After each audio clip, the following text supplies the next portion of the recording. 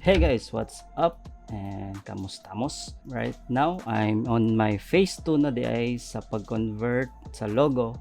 And kadong wa pa kita, naras taas. Ching. I-check lang niya itong first na kong video sa pag-sketch sa logo. And karon ay convert na nako siya into vector files, then i-finalize and i-submit ni Val. So let's start. So i-trace na to first. Object.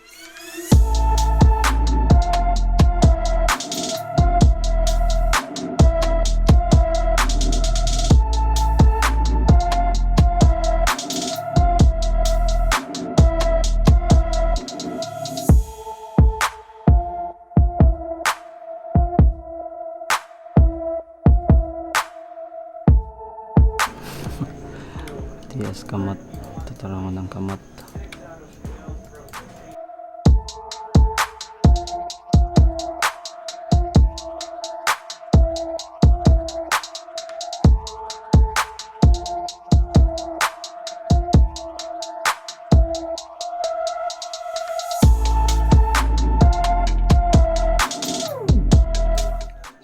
Nanatay stroke.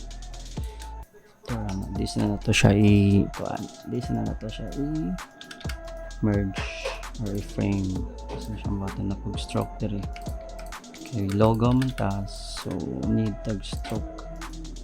Okay, na may times nga ang logo kay kailangan siya monochrome. Hide na ito. Tapos ang atong buhaton kay ato siyang i-convert to frames ang stroke, framing the line or convert to frame same. So ako siyang gibutang nag-fill or horizontal para ang kadtong inner niya masundan og color.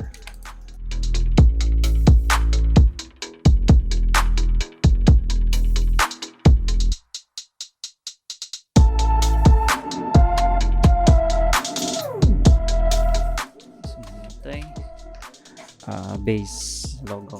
So since light man ang ato ang object, ato na siyang butangag orange ang iyang background.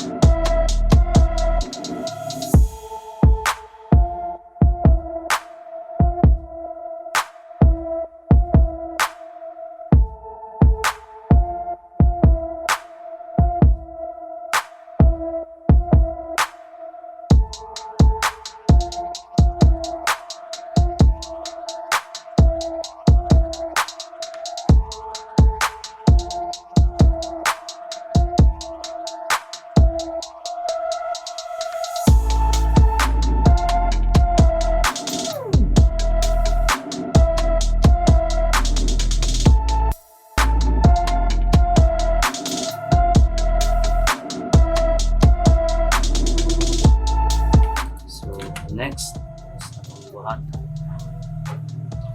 font.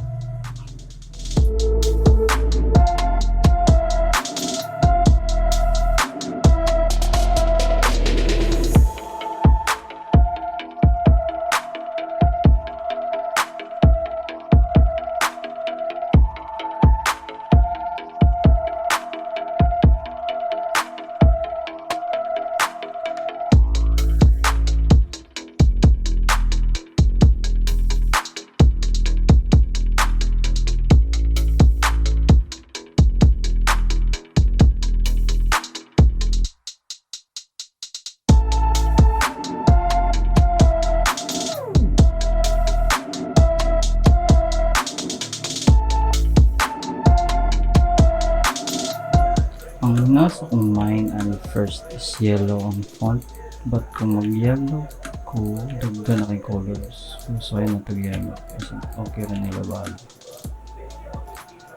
Tingnan natin.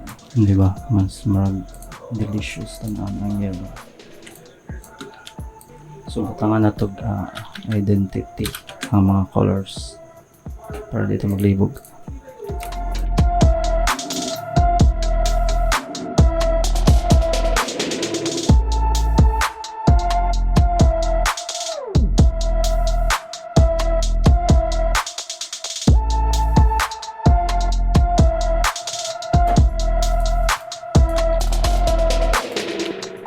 So this is the final combination sa ilang logo, and thank you for watching and see you sa next video.